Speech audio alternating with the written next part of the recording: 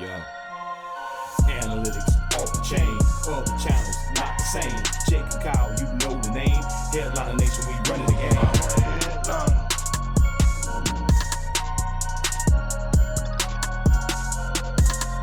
I'm a headliner.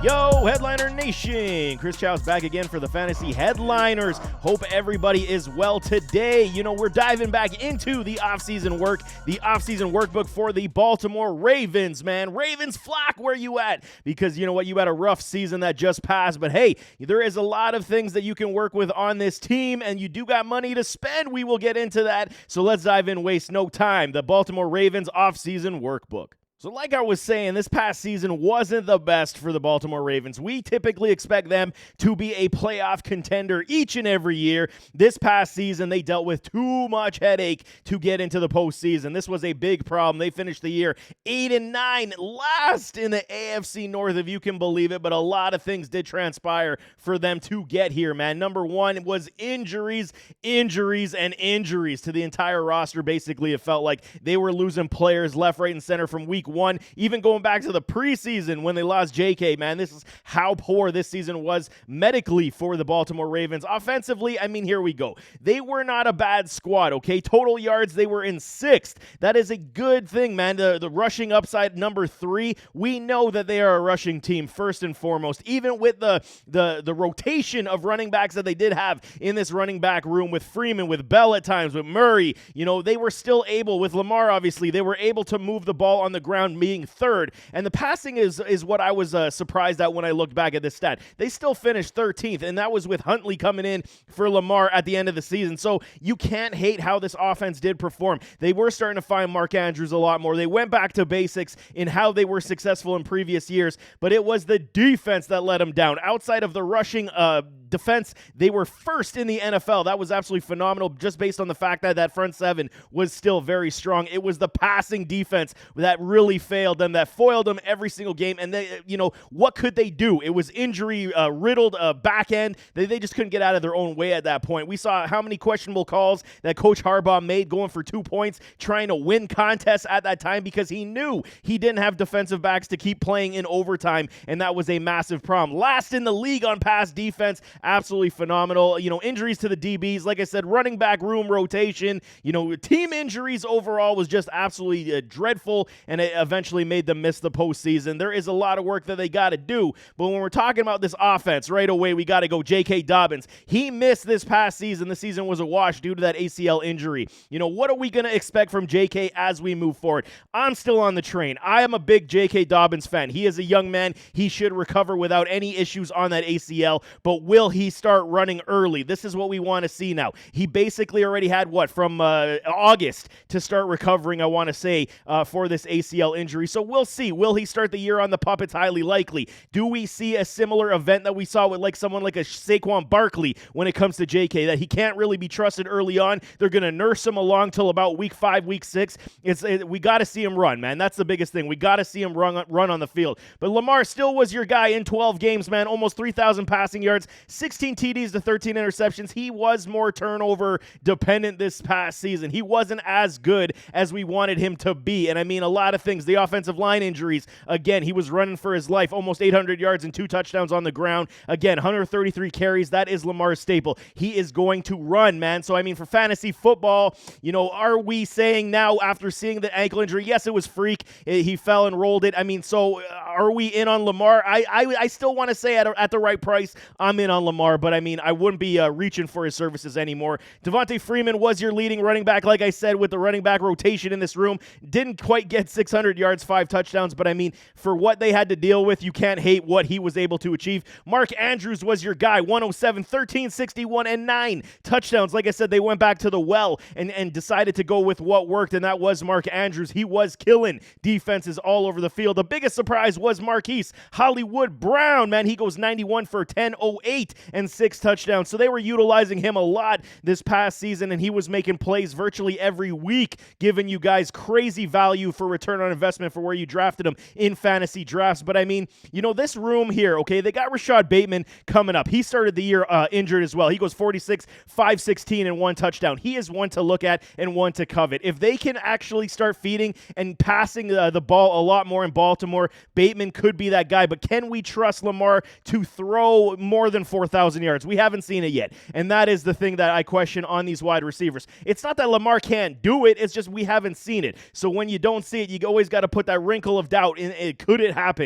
I also do like this wide receiver room. They got some stuff in the cupboards with Tylan Wallace and Devin Duvernay. Duvernay's been a guy who has been around this team for a little while. I still don't understand why they don't utilize this man properly. He could be a slot magician on this team. No question, man. He's got the physical ability more than people do believe. He's got the wheels, so you put the ball in his hands and let him see what he can do. I think Duvernay is not being utilized. Tylan Wallace is that work in progress. He is a developmental wide receiver that, potentially could, turn into something. But I mean, what else can we say about them right now? They're not being utilized. Two rumors that we have on the Baltimore Ravens at this point is Antonio Brown has gone on record to say that he would love to play with Lamar Jackson. And if he does go there, I think that changes everything. Because Antonio Brown is that type of wide receiver who can lift a guy like Lamar Jackson in his passing game. Just put the ball around Antonio Brown. He'll likely make a play and inflate those numbers. So if Antonio goes there, then the argument on Lamar Jackson to me gets shot up to say that he could eventually reach that 4,000-yard mark, no question. We did see some rumor that Hollywood Brown is potentially considering retirement to go game full-time with, I believe he's on the FaZe brand. So if he goes games full-time on Twitch, I mean, but again, he came on Twitter, he refuted that and said, y'all be crazy, because I'm not retiring, but that's something definitely to watch out for. You never know, man. These guys, they could go any direction they want. When it comes to the salary cap, and we talk about this all the time, this is how these clubs build, this is how they move forward. And right now we got, man, the Baltimore Ravens nearly $10 million in free money, which is a positive for a team who really needs to restack the cupboards on both sides of the ball. I would want to say more so on the defense, man. Calais Campbell, he is 35. He is likely headed to retirement, even though if he does come back, he could likely fetch anywhere from $4 to $8 million. But again, age is the biggest concern. Brandon Williams, their defensive tackle, you got to think he's got to be a top priority to come back. Even at 32 years of age, they need to plug up that line, man, and that's what got him to be the number one rush defense in the NFL this past season. The center, he's going to be wanting money, man. Bozeman, at 27 years old, nearly $10 million. You got to protect Lamar Jackson at all costs, and I think that's got to be another priority. Sign Sammy Watkins again on the open market. He'll find his way to get money. Don't ask me how, but he just continuously gets paid. I know Sammy from the Bills days. I always liked Sammy, but I think the writing's on the wall for what he is. $3.5 to $5 million. I do not see him coming back to Baltimore. He'll likely go somewhere else that desperately requires a wide receiver, and then he'll go on the rates that he definitely gets of $3.5 to $5 million. Patrick Ricard, man, I mean, the Ravens are like the only team left in the NFL. There's only a handful of teams that use fullbacks still in this league, and they are one of them. And this is what helps promote their beautiful run attack. I have a hard time believing that they're not going to try everything they can to re-sign him. 3.5 on the market value is what he is going to be likely asking, man. Jimmy Smith, again, I think it's time to cut bait. I get it. You got DB troubles, and you're going to try to bring people back, but at 33 years old, we definitely saw the drop-off in play. Justin Houston was a good free agent sign after he was released by the Kansas City Chiefs, and I mean, 33 years of age, he didn't give you what we are used to seeing from Houston, but he gave you more than enough to help this defensive front stop people on the ground, man. Anthony Averett, he is 27. He is a priority, okay? And I get it. $12.5 million. Where are you guys going to find $12.5 million when you only got 10 in cap? So, I mean, they got to sign DBs. Yet they do have guys like Humphrey. They got Peters. So, I mean, he could be one of these guys that is just too rich for their blood at this point. Go back to the draft. Start selecting some defensive backs. Start rebuilding. And, go get those quality free agents that are on cheaper deals. You got Devontae Freeman. You got Latavius Murray. Both looking at, $1 million to 1.5 around that range. But again, with J.K. Dobbins coming back from injury, you got to think that these guys likely will not be back this past season. Tyler Huntley is an interesting one. He is the backup quarterback who came in relief. He looked good. I mean, what can we say? He looked good when he came in a relief. He is an ERFA, so again, he is tied to the Ravens right now. So unless the Ravens want to trade Huntley's services and recoup some draft capital because his stock definitely went up. Calais Campbell, I would not be surprised if he retires, like I was saying. But I mean, that's their basically top-end free agent list that they have to decide on who they want to bring back, because there is a lot of them. When it comes to cap savings, okay, at the near 10 million, 9.79 million, you have potential roster restructures and cap cuts. So when it comes to cap cut money, we can say what they are going to get. But I mean, when it comes to restructure, it would likely be around the halfway mark on these contracts. Marcus Peters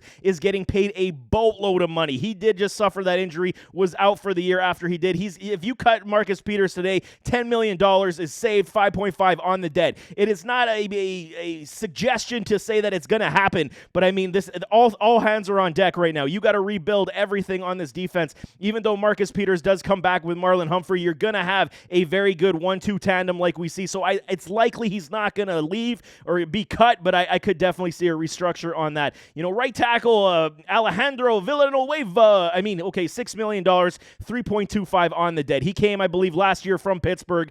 And again, I hate giving up offensive linemen. I really do, especially when you have a quarterback who's mobile, who is susceptible to potential injury because he's running so much. You got to protect him in the pocket as well. You know, Villanueva is a good, solid piece. It's not a lot of savings, but if they desperately require it, $6 million could be found. Derek Wolfe, again, $2 million, not a lot of money. There isn't a lot of wiggle room on these contracts right now. The way the Baltimore Ravens have structured these deals, it is a lot more, it is harder, I should say, to find funds on these books. But I mean, there is so much money tied up in these players right now as we sit. Lamar Jackson is on that rookie deal still, $23 million he is owed. So it might be in the benefit, it would be in the benefit of the Baltimore Ravens to extend Lamar Jackson, give him his bag, of tricks, and, you're going to lower that cap hit exponentially. If you look at the Bills, Josh Allen, for example, he has $16 million cap hit this season, which is crazy on a $250 million plus deal. So, I mean, if you extend Lamar Jackson to around what you want to say, $280 million, $290 million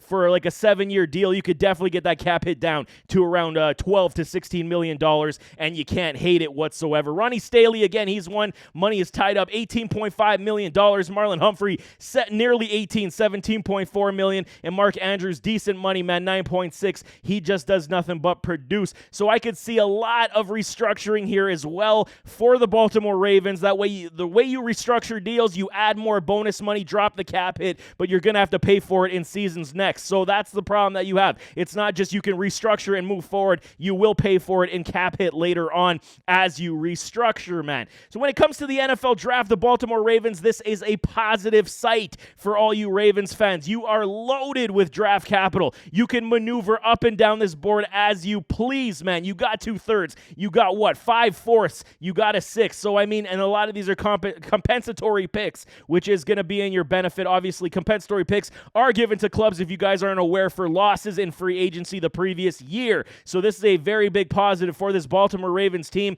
As of right now, as we see it, D-line and edge has got to be your priority, then defensive back. This is how this team is built. It's defense first, always in Baltimore. You cannot move away from that. With pick 14, I still got to say the way the board is likely going to fall, DB could be your priority here. You could land yourself a fabulous defensive back at pick 14, and you will be laughing all the way to the bank. But then you go edge and linebacker as well, because, if Nakobe Dean or Lloyd fall to you there, you got to hit that button as well. Have a run-in mate with Patrick Queen, and you guys will be, again, massive run stuffers, and the defense will start to improve, no question about it. But I mean, if you want more, again, Headliner U, go subscribe right now. That's where we're dropping all the scouting reports for these individuals. They will be coming shortly, so definitely do us that favor. Go subscribe to Headliner U. When we look at players under contract for the Baltimore Ravens this season, I mean, you still got the common theme. It's Lamar Jackson, J.K. Dobbins, Marquise Brown right now, unless he retires. Like we said, I don't think he's going anywhere personally, but I mean, Marquise Hollywood Brown, Rashad Bateman,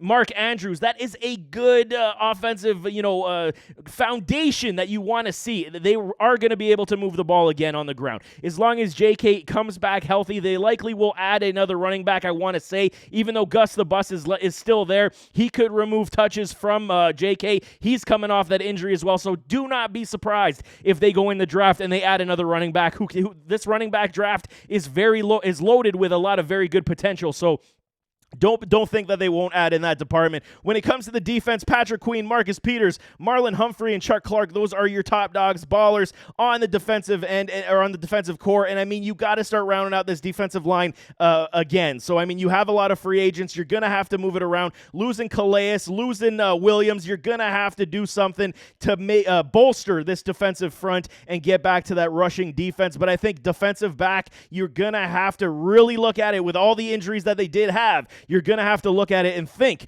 do we need to add more? And I think they definitely do, because the defense was good, but I mean, you definitely suffered in that pass game. But as for fantasy, I believe this offense still will be able to move and produce. If they do add a guy like Antonio Brown, like I said, everything changes. Now you got Marquise, you got Bateman, and then you got AB on this offense. I think that would definitely promote Lamar Jackson to be a better passer, and then he would rise up everybody's board. But I mean, the Ravens are still built for success. 8-9 wasn't far off. This team, if they wasn't going for those 2-point conversions in those crunch times, they would have had a 10-7 record and would have fought for a playoff position. So it's definitely not out of the question in that regard. But I mean, the Baltimore Ravens, they got some work to do to get back in the good books, and we'll see how that goes. So there you have it. That is the Baltimore Ravens. Ravens flock, man, this is what you guys got to do this offseason, hopefully to get better, get back into the postseason. They will be contenders again. I am sure of this, okay? Based on how the division has gone with the Steelers losing Big Ben, you know, the unknowns for Baker Mayfield, the Bengals, you know, they took a stranglehold, so they're going to be the up-and-comers, man. They got to go after the Bengals in this division this next season. So I'm very curious to see how the Ravens will build, but I truly, truly believe that they will be back to the good books and be contending for a playoff spot. But nevertheless, man, hit that like button, hit that subscribe button, and we'll see you next time. I am out. Analytics off the chain, other channels not the same. Jake and Kyle, you know the name. Headliner Nation, we running the game.